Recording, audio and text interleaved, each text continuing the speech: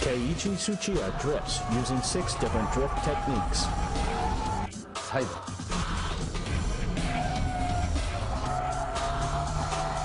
Shift lock.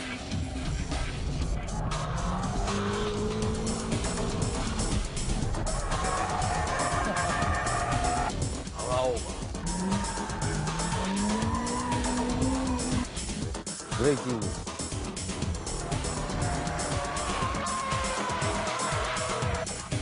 Paint. Axle off.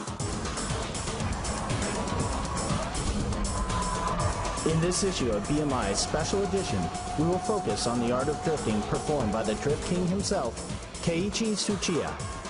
We'll go through all 6 basic techniques essential to drifting and further analyze how Tsuchiya is using these techniques from various camera angles.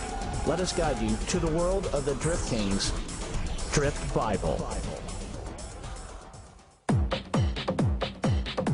First of all, we'll take a look at how a drift machine should be tuned and modified. Looking at this S14 Silvia with limited modifications to only the suspension area, you can say that drifting is not about power. Going sideways, relying on only brute power, is not what Tsuchiya aims for. So how should a beginner set up his or her machine to drift like the king? Okay, so what's the least amount of tuning you need to drift? We had lots of stuff done to our car right here, but you don't need to go all crazy to start drifting. First of all, you have to start with the suspension. Then you should also change the brake pads and brake fluid, but that's about it. And if you're lucky enough to be able to spend some more, upgrading the CPU, exhaust system, seats, steering, and shift knob may be a good idea. And as you improve, maybe changing LSDs might be good in the future. Anyway, what I want you all to understand is that you don't need loads of money to enjoy the sport of drifting. Let's check out the 6 basic techniques that Tsuchiya actually applies to drift. See how Tsuchiya triggers the tail to slide with each move. To make it easier to analyze each drifting procedure at low speeds, we'll use the second hairpin at a Bisu circuit going counterclockwise. To begin with, I'll show you what I was doing back in the days, long before anyone recognized me. This should be the entry-level technique for all novice drifters. First of all, I cut the spring shorter on my car, and then you go out and turn your car sideways. There's no difficult weight transition involved here. We'll first use the e-brake to go sideways. Then we'll try what's called the shift lock, and then on to the power drift. That doesn't require much skill. I'll show you these 3 techniques.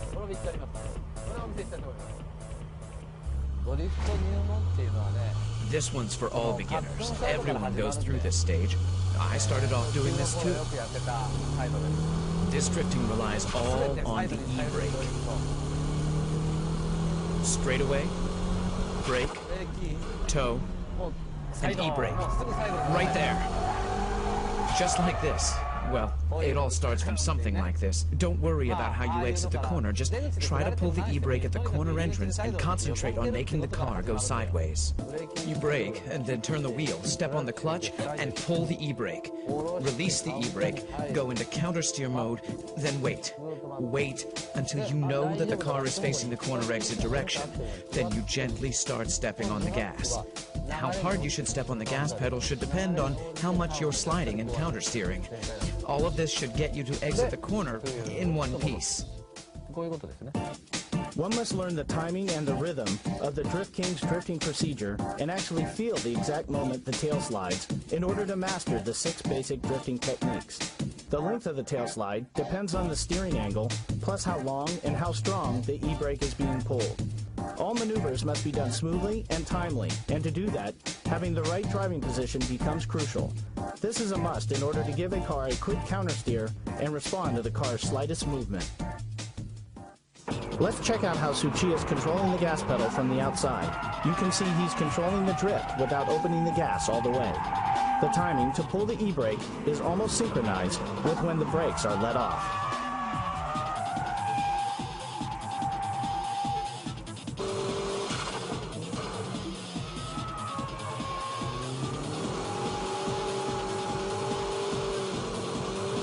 The second technique is the shift lock. Notice that Tsuchiya's right foot is not doing the heel and toe move. Okay, let's now look at the shift lock. I used to do this on snow and wet surfaces. I don't recommend to do this on dry roads, but here we go.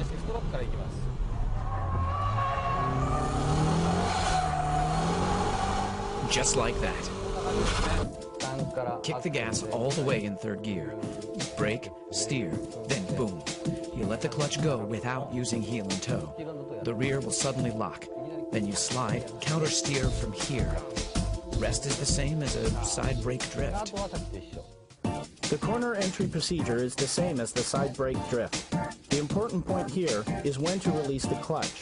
Tsuchiya lets off the clutch just as he eases off the brake and steers in. His braking only lasts for 2 seconds. It's like brake, brake, gas. The tail slide occurs right as he steers into the corner. This is how the car starts drifting from the corner entrance.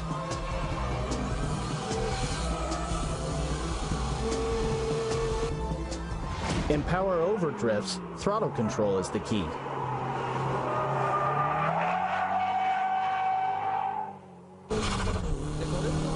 I used to do this when I couldn't drift yet. I'd brake like this and try to drift, but I couldn't because I was too scared. So the only thing I could do was to step on the gas all the way at the corner exit. I used to practice this on the snow as well. When you can't do anything about the strong understeer at the corner entry, you should try this on snow or on a wet surface to practice. Steer into the corner even if you feel the understeer, and at the corner exit, just floor the gas and make your car go sideways, and as you exit, countersteer. This should be the easiest way to drift at the entry level rather than side brake drifting and shift lock drifting. You should practice this on a slippery surface, and remember not to step on the gas until you reach the corner exit point. Because if you give too much gas before this clipping point, you'll end up understeering. In this case, the corner entry is the same as before, gradually opening up the gas until the clipping point. Then Tsuchiya loosens up the gas for a moment, and then he kicks in the gas pedal to get the tail sliding. Power over drifting needs strong front tire grip. This is the reason why Tsuchiya loosens the gas to make the weight shift to the front. By this time, you've mastered the entry-level drifting. And if you're in control of the car's weight transition, you can pull your e-brake lightly. Just a tad so that people watching can't even tell you're pulling the e-brake. Then you'll learn how to drift using shift lock and braking. But this entry level is a good starting point for all beginners. How is the weight transition being done? Let's check out the braking drift.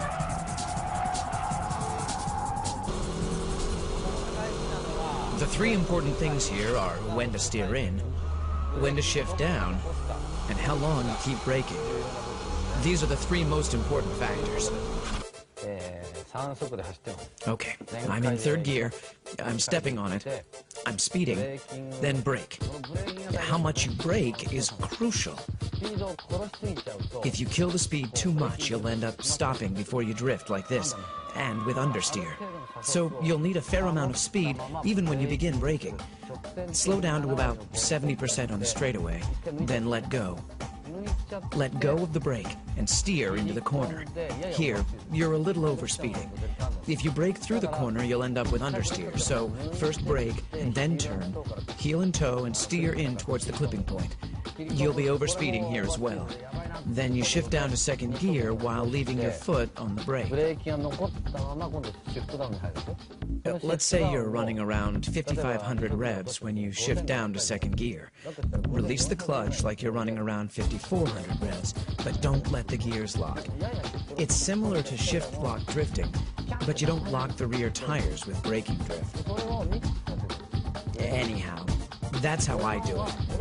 Sometimes I drift by only braking, like through corners where I can enter and exit in second gear. I step on the brakes, leave the brakes on, then turn, and I brake once again towards the clipping point. Then the car starts to slide. With this kind of drifting, I concentrate on the front and rear brake balance. If only the front brakes work and the rear don't, it's impossible to brake drift. You can't control the shifting weight of the car if only the front brakes work. Obviously, braking is the key here. Tsuchiya is not braking hard at all. He's stepping on the brake with a certain rhythm to adjust the speed. If you coordinate the steering work to the braking, you're a step closer to Tsuchiya's braking drift.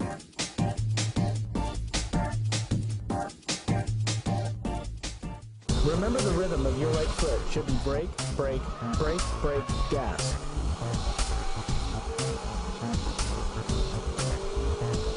Steering into the corner and shifting down should be done simultaneously.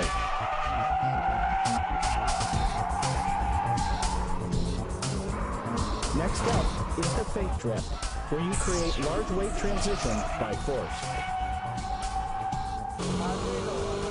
When weight transition is difficult to make just by braking, you shift the weight with a feint movement.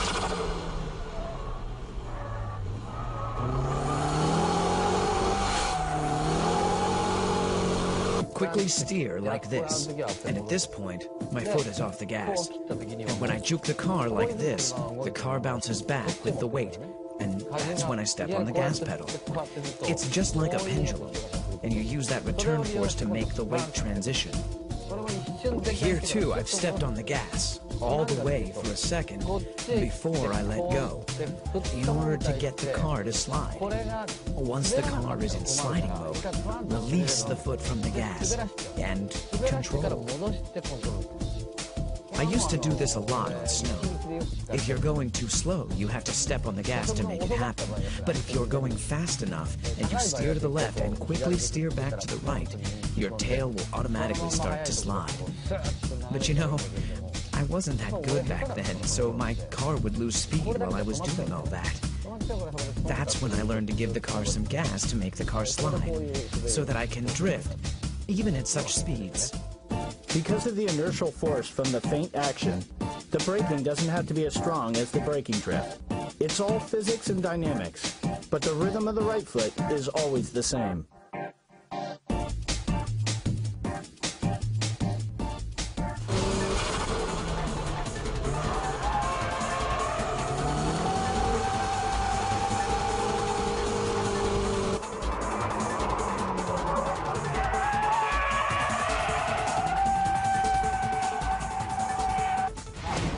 Okay, shall we try this dynamic drifting?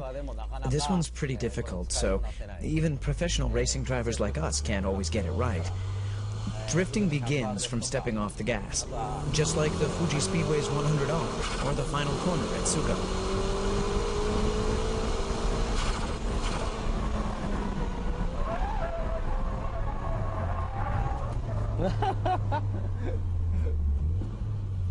Unbelievable. That was awesome. It's so tempting to brake. Here in Ebisu, this 100R corner is a third gear corner. You step on the gas all the way in third gear. And the difficult part is where you release your foot from the gas pedal for a second. You're coming in with enough speed in third gear. Steer into the corner, and the moment you release the gas, you start to slide. On this particular track, you need to get ready for the final corner at this point and slow down. But for now, we'll ignore that to show you guys this dynamic drifting. So when you release the gas, your tail will slide. Then you just counter steer and control. I use this a lot at the Fuji Speedway's 100R corner. I charge in without braking and just instantly let go of the gas. And when the tail starts to drift, I just counter steer and slam on the gas as I exit the corner. You do this at the final corner at Tsugo. There are some cars that can plunge into the corner without braking at all. In a Miata, you can dynamic drift at Maze, go right in at full speed, and by releasing the throttle, you can initiate the tail slide. From there, it's just counter steering and stepping on the gas again at the exit. And that's what I call dynamic drifting. This is an example of not how he stepped off the gas, but how Tsuchiya was able to avoid crashing. His lightning-quick steering work is simply unbelievable.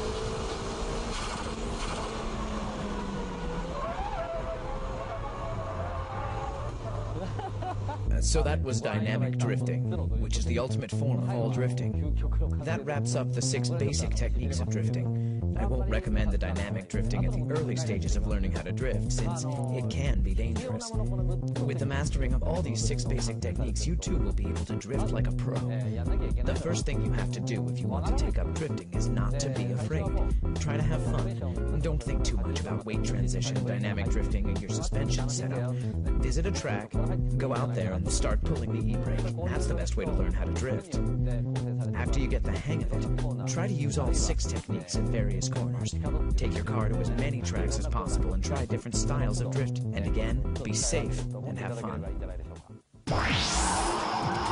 The art of Tsuchiya's drifting is that no matter which track it is, or what car he's driving, he can drift beautifully. Why is this possible? Let's see why Tsuchiya is called the Drift King at Maze Circuit.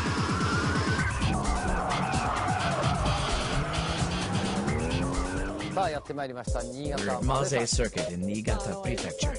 I hope you understood the basic techniques that I showed you at Ebisu. Here at Maze, we're going to be applying those basic techniques to high-level drifting. As you can see from the track layout, Maze Circuit is composed of many types of corners, from low to mid-speed corners to high-speed corners, where I can show you the e-brake drifting, power-over drifting, and dynamic drifting. Well, the dynamic is too dangerous here, so we'll try a combination of the brake drifting and dynamic. And we'll show you how to do this with various types of cars, actual cars that you might own. I'll show you how to drift with cars that won't turn well, or have strong oversteer, or even cars with very little power. Here is a demo run by Tsuchiya in a nicely tuned S14 Sylvia. I have to warm up my tires first. This slightly wet condition can make the car oversteer or understeer in certain corners. So, let's warm up the tires and the brakes first. How will Tsuchiya control his S14 on this surface? The G-ball will indicate the weight transition at each corner.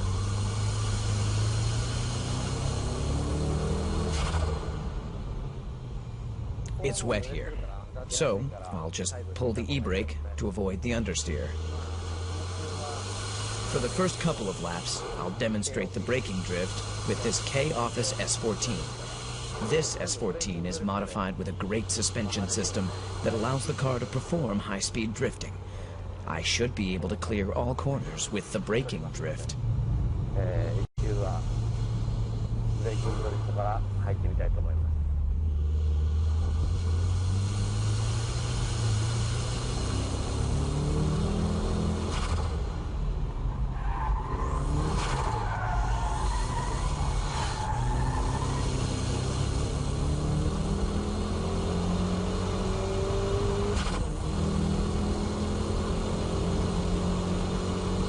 You know, no matter which track you're at, which corner you're going through, what you have to do is basically the same.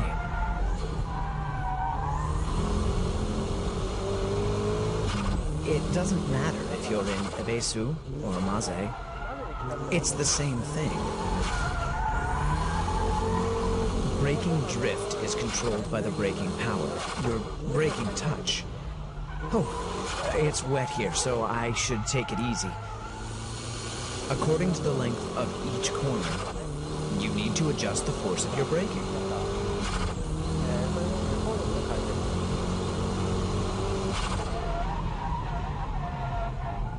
I went into that corner too fast.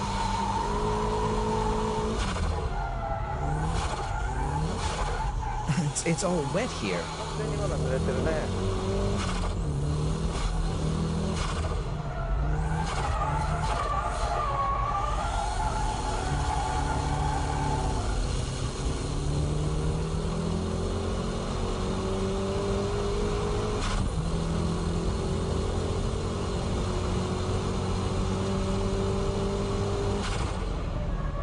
See?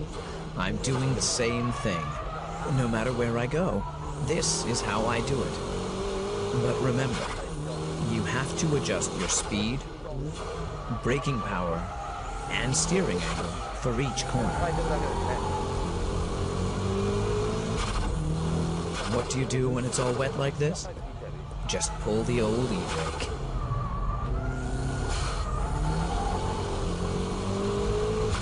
In corners where understeer is strong, just pull the e-brake.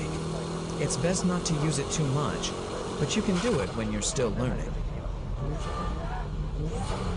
Oops, that was understeering right there. Here again.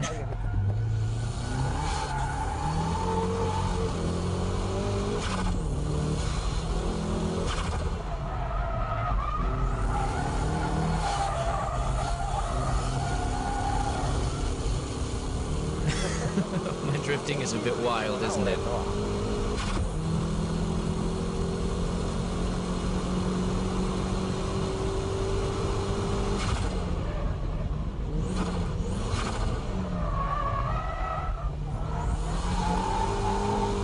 That corner entry began as a braking drift, but towards the exit I switched to dynamic drifting.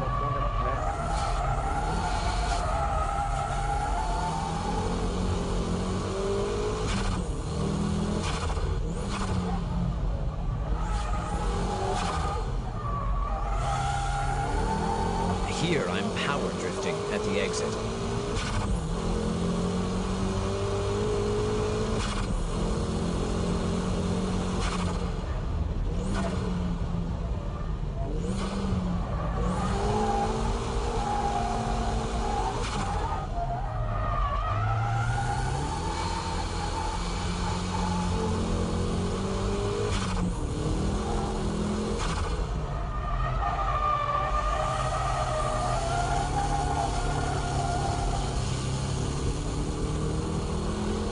This is how I do it. That's almost like dynamic because I only touch the brakes just a bit.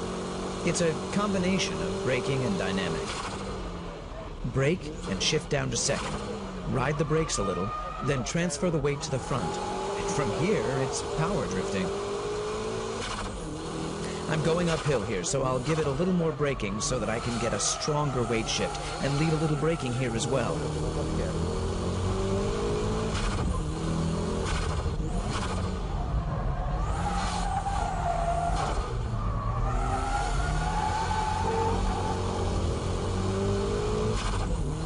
On the S-curves, the think drift should be used.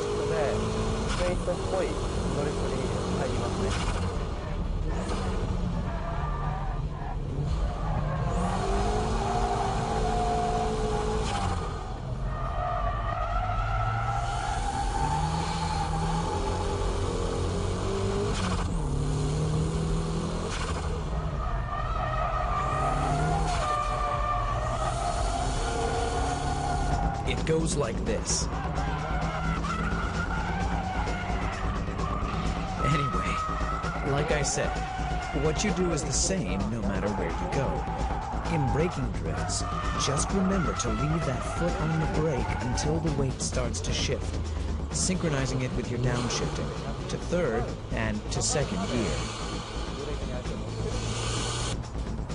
The car will automatically turn in, and then the car will either lose front grip or lose traction in the rear. You let the rear lose grip by adjusting the brake pedal.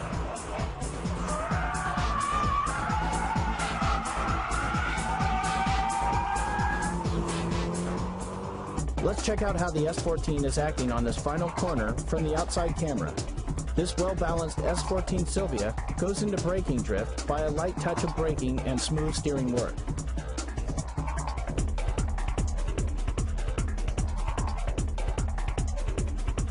This time, let's check the onboard footage from another lap. Look at the braking. Just like at Ebisu Circuit, Tsuchiya is getting the tail to slide by pumping lightly on the brake.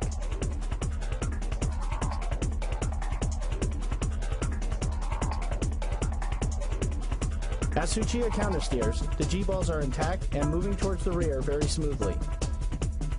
A beautiful drift must have smooth weight transition. Pay attention to the angle of his countersteering and throttle control.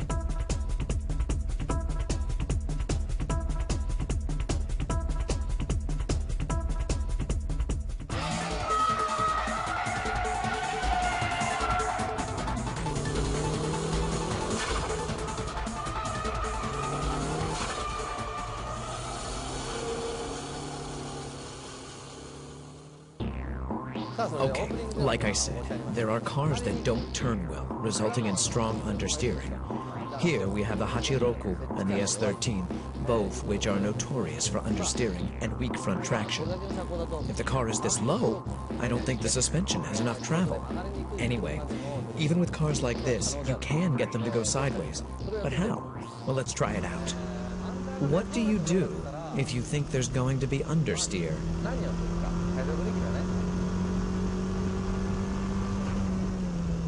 Remember, pull the e-brake. After braking, and if the weight doesn't shift enough, what do? Pull the e-brake. Then you turn, just like this. It's the same here too. If the weight won't shift, e-brake it. It's the same at the next corner as well. No weight shifting, then pull the e-brake. And this time, use the brake pedal to turn back.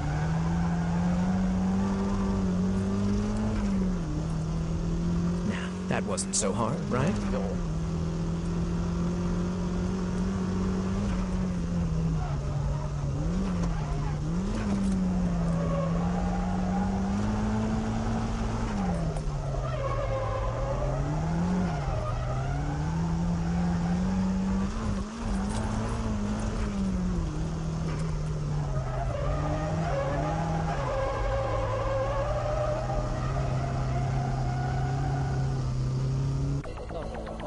I'm standing here at the first hairpin curve on the Maze circuit. I'd like to demonstrate the different drifting procedures with different cars. The S14 Silvia has good front grip and a good weight up front, which enables the car to turn easily. All I had to do was create and control the weight transition with my braking. In contrast, the S13's front grip is terrible. Yes, like your car, probably. If you install one of K-Office suspensions, it will go away, but I'm not here to advertise my product, so let's move on. Okay, you start. This is the first corner. You're climbing up to around here, and understeer is strong going uphill. With the S14, I could easily turn into the corner with a little steering work, and by riding the brakes a little. The S13 and the Hachiroku won't turn enough because it needs more front-end weight. So what do? I give it stronger braking in order to create stronger weight shift to the front. Actually, the braking I do here is the equivalent to how long and strong I brake with the e-brake. Remember, always to shift more weight towards the front end. So here you're going uphill, and when you reach the top, you start braking. And as you turn into the corner, ride the brakes longer compared to what you would do on an S14. Then the rear end will start to slide. From here, you just smile and step on the gas to power drift right out from the corner. Next up is a champion of oversteering, the MR2. I mean, these types of cars won't stop once it starts going around. Just like the NSX, these mid-engine layout cars have light front ends and heavier rears, which makes them spin happy. Oof, that was close. When I ride the brakes like I did with the S14, this happens. Adjusting the pressure you brake with and how long you brake entering the corner is the key here. The difference between the S14 and the MR2 is the braking power you apply.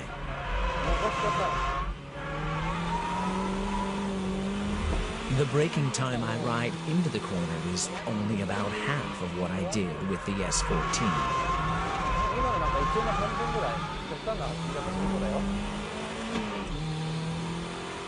Right here, I quit braking already.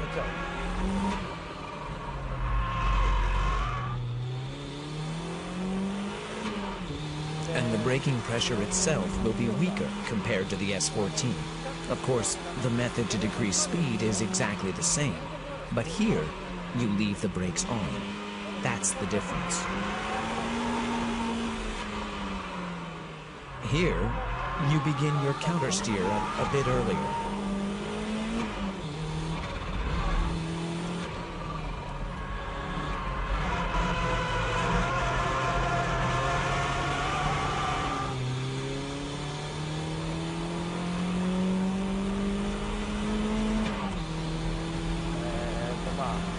That's how you keep control and drift with understeer.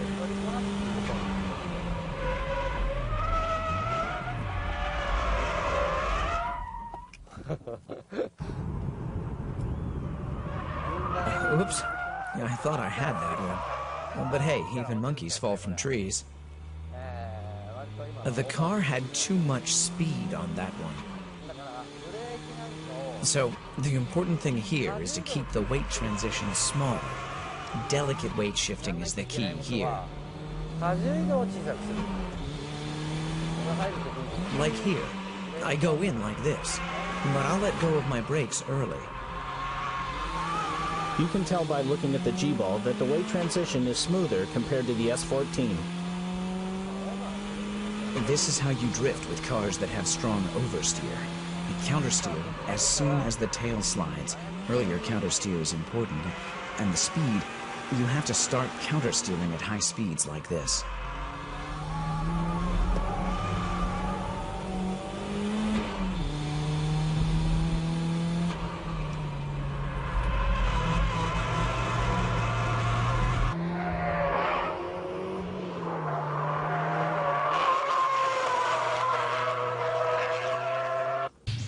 That's how you drift with oversteer cars like the MR2. The difference between the cars I've shown today is like this. The S13, the car with strong understeer, needs big weight shifting. The S14, which has neutral steer, only needs braking drift technique to go into the corners smoothly. Whereas strong oversteer cars, like the MR2, need stability as you brake into the corner. You're carrying a heavy load of weight in the rear that makes the car unstable and wobbly when you're going in. So, stabilize the rear weight and go into the corner, adjusting the amount of your braking according to the steering angle. The amount of weight transition is about half of what you have with an S14. And with only half the pressure on the brakes, these cars can turn in at the same angle as the S14. The S14's countersteer is sharp compared to that of the MR2, so what must be done on the MR2 is the exact opposite. When you steer in, let off the brakes early. The tail end will react and start to slide. Then you countersteer. On the S14, I countersteer at this rate, but on the MR2, I steer like this and wham. That's the kind of difference in steering speed. The important thing here is the speed of your countersteer. Not just here on the first hairpin, but here on the S-curve, and right here as well. When going downhill, the weight becomes larger, so the rear becomes easier to get thrown out. So it's better to turn small here on the first one, so that you can drift on the second corner. The same here. You don't want any understeer or get thrown towards the outside on the first one, as these cars with strong oversteer won't be able to recover by the second corner that's coming right up. So, just turn small on the first one, and on the second one, just lightly step on the brakes or let go of the gas to get the momentum change. Then you can control with a quick countersteer. Compared to FR cars, these mid-engine cars have good traction. Therefore, the driver has to act quickly and perform the next move earlier. You can wait for the tail slide to ease down a bit before you hit the gas on FR cars. But on these mid-engine cars, you don't wait. But you hit the gas while the car is still sliding. You have to get the car to power slide immediately. And without stopping the tail slide you're in during the midsection of the corner. Everything has to be done earlier on mid-engine cars compared to FR machines. Mid-engine cars, like the MR2, have heavier loads towards the rear compared to FR cars. So mid-engine cars tend to have a stronger grip with the rear tires. Hitting the gas early makes the rear tires lose traction, which enables the car to slide and drift.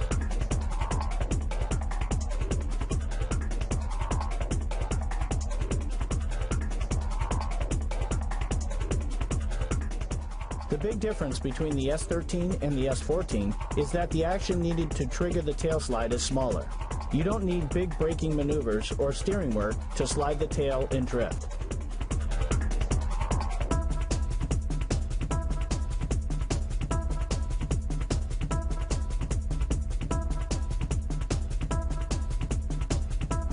Further, Further, by checking the different laps, you can see Tsuchiya stepping on the brakes with more pressure, but the tail doesn't slide. So he gives it gas, but even that doesn't make the car slide. The last thing he did was letting off the gas to get the car to go sideways. This proves how Tsuchiya can instantly change his applied techniques according to the situation he is facing.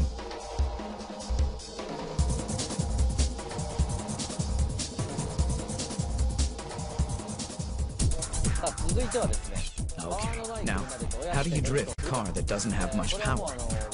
What I'll be explaining to you here is from way back when I used to drive the Hachiroku every day and night. And that's like 15 years ago. With this car, it's all about flooring the gas pedal all the way from the entrance to the exit. This car's been nicely lowered as well. Mine used to look like this. You have to step on it to make this thing go sideways. With these underpowered cars, you just have to keep the gas on to get it into power drift mode.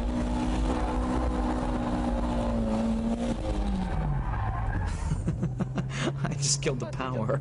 But it's great that I can constantly floor this thing.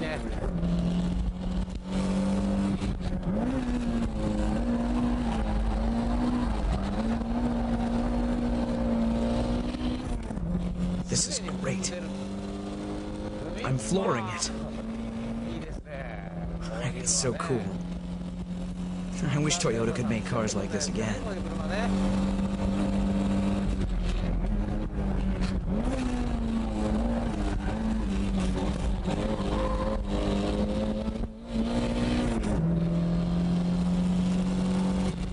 Shift down and put the pedal to the metal.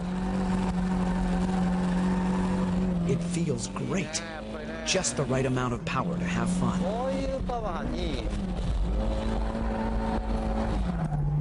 This kind of power is just right for these M7 tires.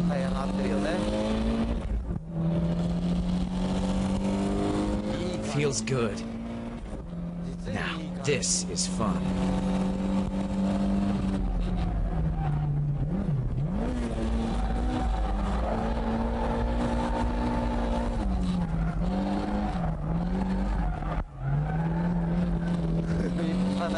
I'm literally flooring it the entire way.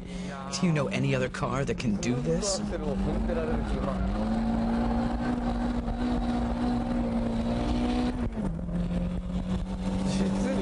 It's just great.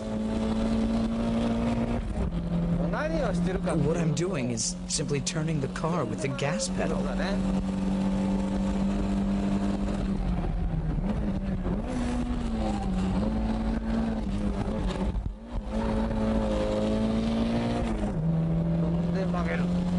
Step on the gas to make it turn, brake, and shift down, then step on the gas again. Step on it to let the rear go. You have to keep revving it within the torque band.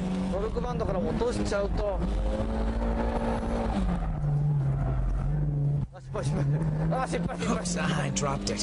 Whoops. The instant you fall out of the torque band, you stop drifting. So make sure you rev it up enough to keep it up there.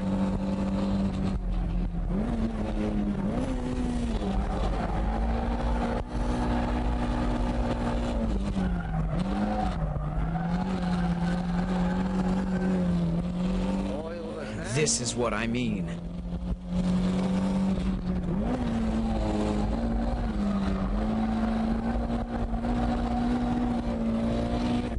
So, how was drifting with an underpowered Hachiroku? This car is a classic, and it will be a classic for years to come. Did you know I taught Takumi from Initial D how to drift in one of these?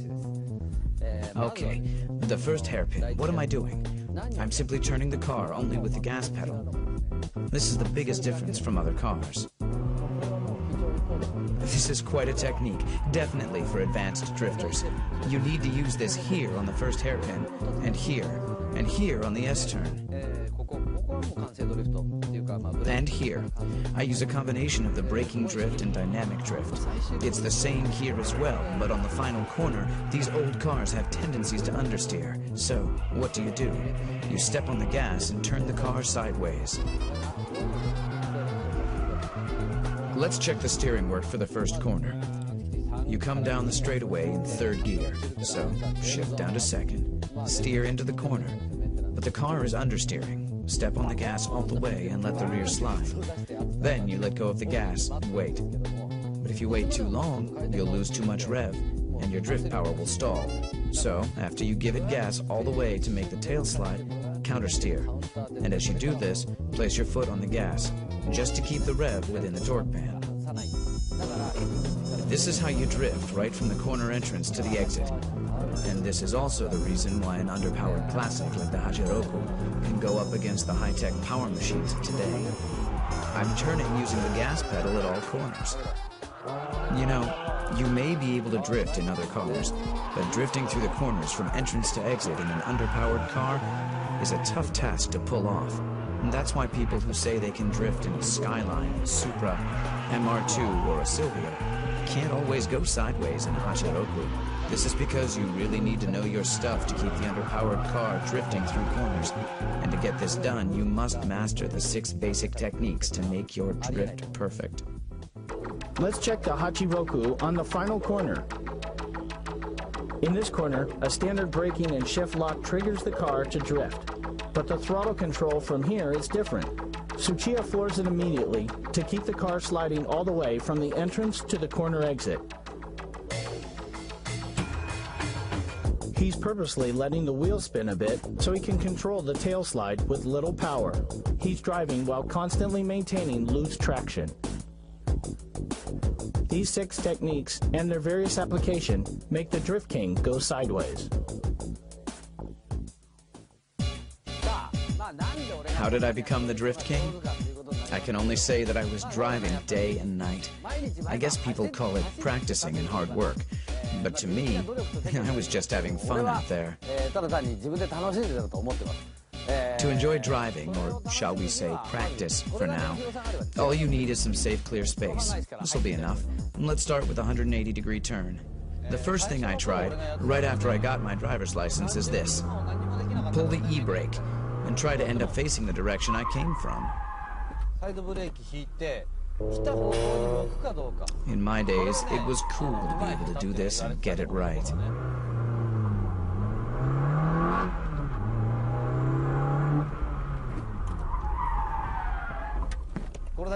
You know, you guys have these cones or pylons now, but in my days, we didn't have anything like that, nor were we smart enough to think of using one. If I had these cones back then, I would have improved much faster. Obviously, in the beginning, I couldn't get it right like this. It used to be like this.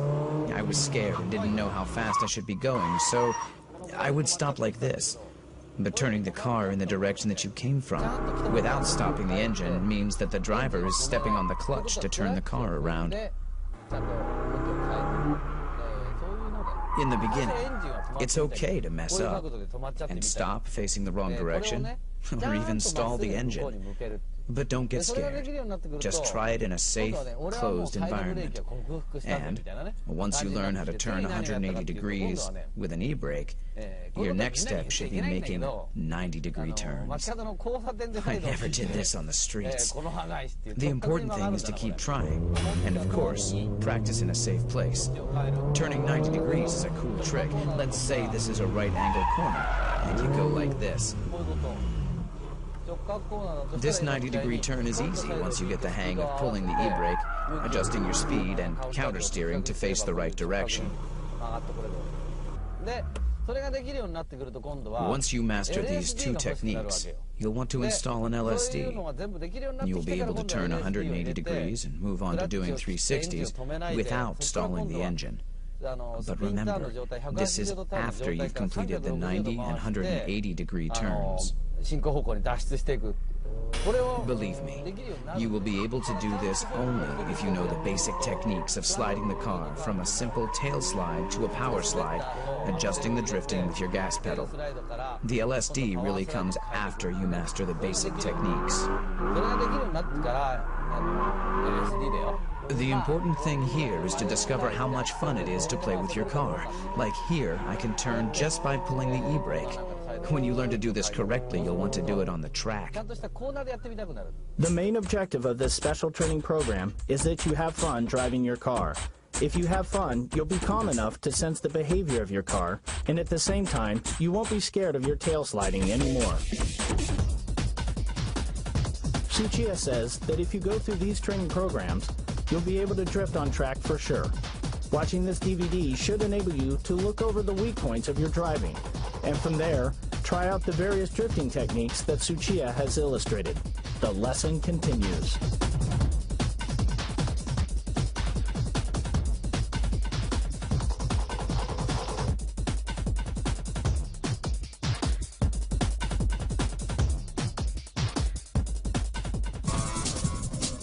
Special training program number 4 is learning how to use the handbrake according to the radius of the corner. Okay, first of all, okay, here. How about this? See, I countersteered and stopped the car facing the direction I want to exit. You have to countersteer toward the exit direction. You can see here that I am actually countersteering. And it's okay to pull the e-brake and stop here. Beginners tend to end up facing the wrong direction, like this. So, controlling the car towards the direction that you want to go is crucial here.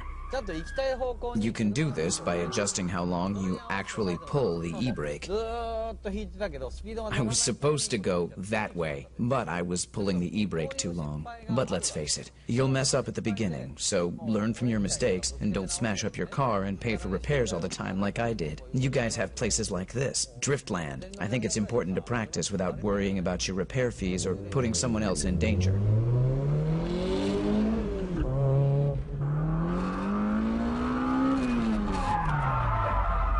See, here. I'm pulling the e-brake too long, letting the car slide too much. In this situation, your left hand is pulling the e-brake, and your right hand working the countersteer is too slow. This is how you'll end up facing the direction that you came from. So, just shorten the time you're pulling the e-brake.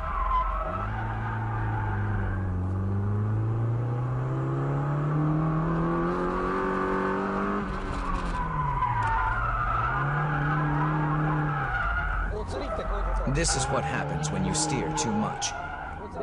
This was a good example. As you just saw, I began countersteering too late, and then I recovered the countersteer too late. As a result, my car just lost control. If all my steering work was done earlier, I could have avoided this.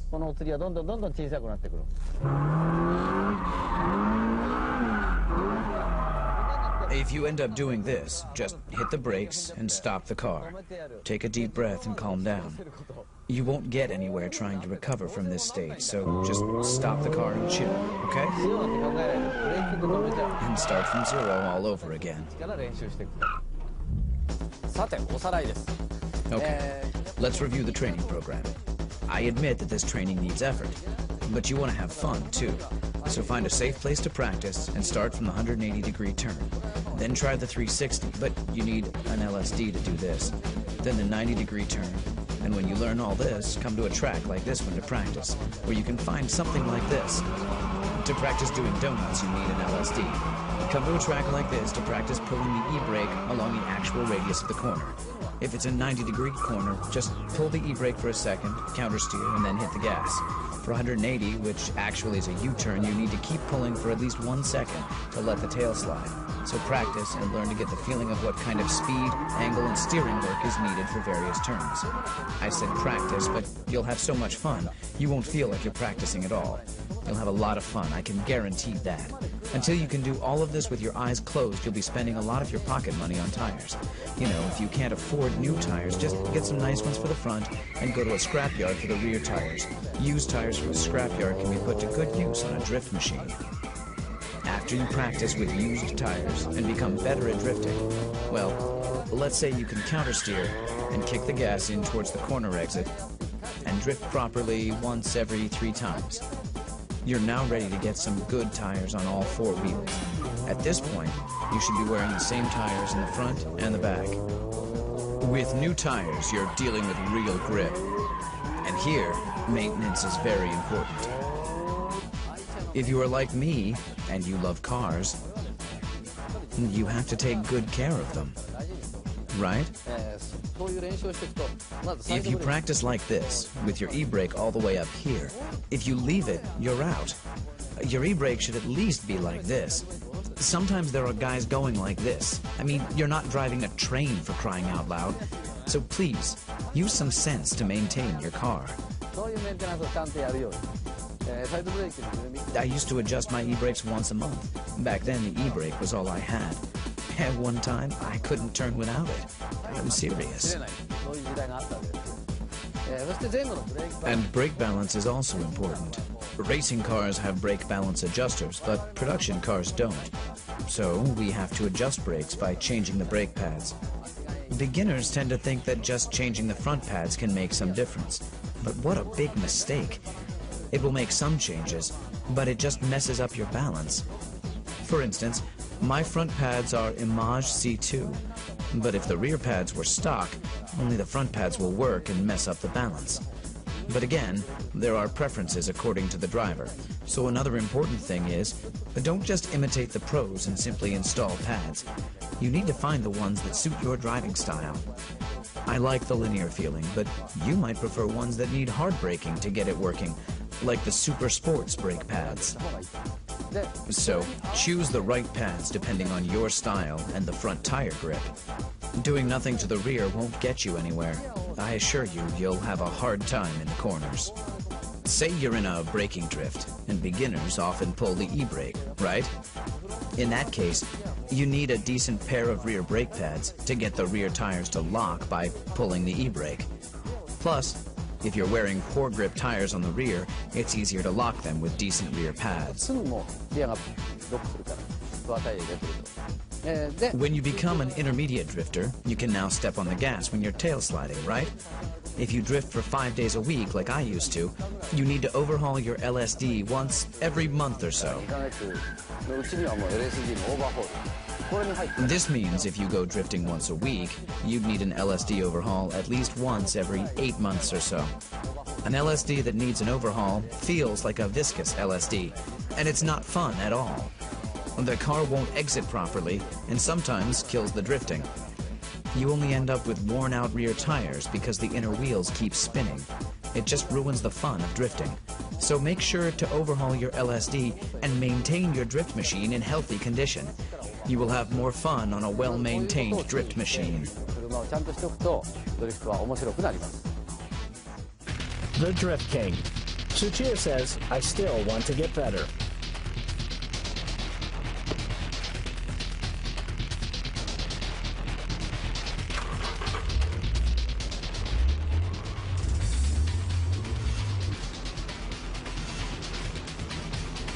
This is Tsuchiya's flat-out drift attack at Ebisu Circuit.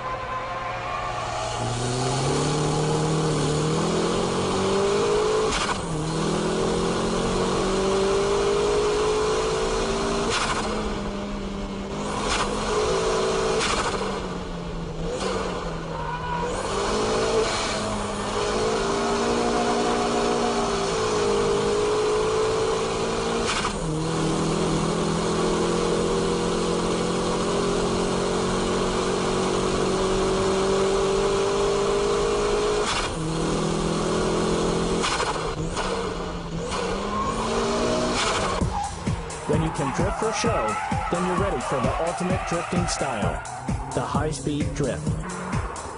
The 6 techniques are still vital for this style of drifting, but now you're going fast. When speed and drift meet, you get the ultimate driving style. The high-speed drift is composed from small counter-steering and velocity.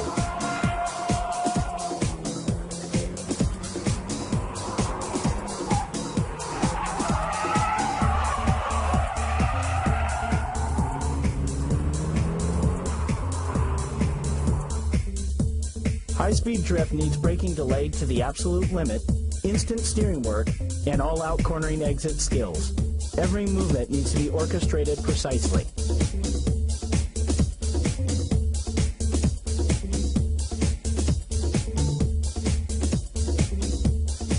Focus on the steering work as well. In high-speed drifts, tail sliding is controlled and limited, so counter-steering work can be minimized. Wheel spins are limited also, making the car easier to grip and accelerate at the corner exit.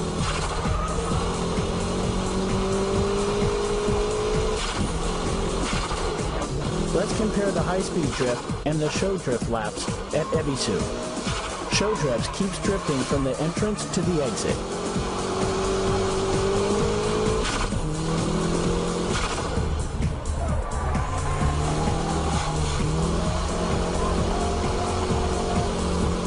With the high-speed drifting, traction recovery is very quick, even during the counter-steering work.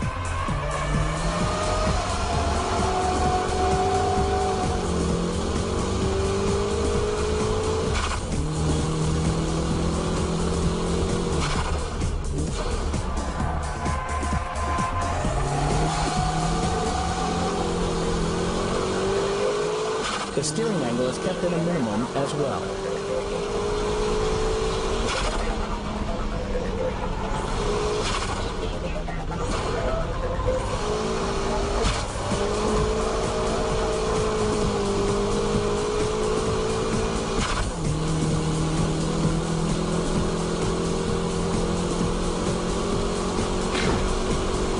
This is the ultimate style of drifting, high-speed drifting. So, how did you like the VMI Special Edition Drift Bible? I hope I was able to show you the profound world of drifting. It's a driving technique and also a sport in its own category. When I first started drifting, I was having a ball just going sideways, but some people used to criticize my driving style and say that it wasn't real drifting because I was using the e-brake and shift locks. But I didn't care and I just kept at it. And at the same time, having a great time. As I've been saying all through this DVD, the 6 basic techniques are what make my drifting style possible. After mastering all 6 techniques, I found the dynamic drifting. To be specific, it's a combination of the braking drift and dynamic drift. This style naturally became my own drifting style. Anyway, don't ever give up, even if your car is not turning or has strong oversteer. There's always a way to drift any car. And remember to be safe and have fun. Try to have as much fun as possible when you start drifting. And once you're able to drift, set your goals higher and keep at it.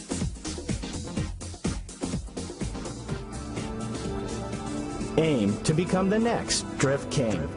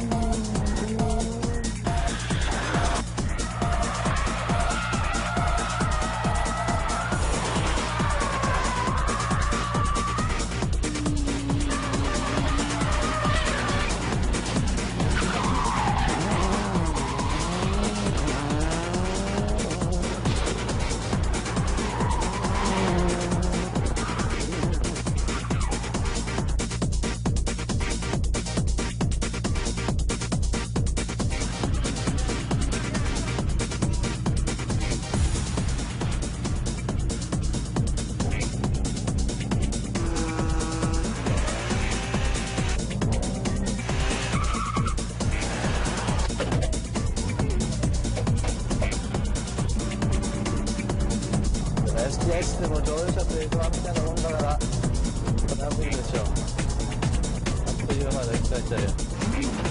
80 into left over crest 40 6 left over crest 20 5 right crest over crest long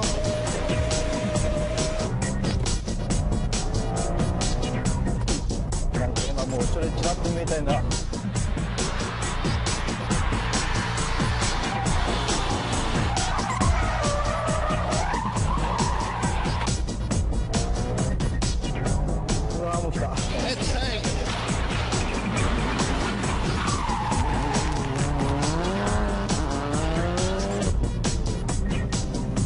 ナビゲーターよりすごい楽なんだろうな。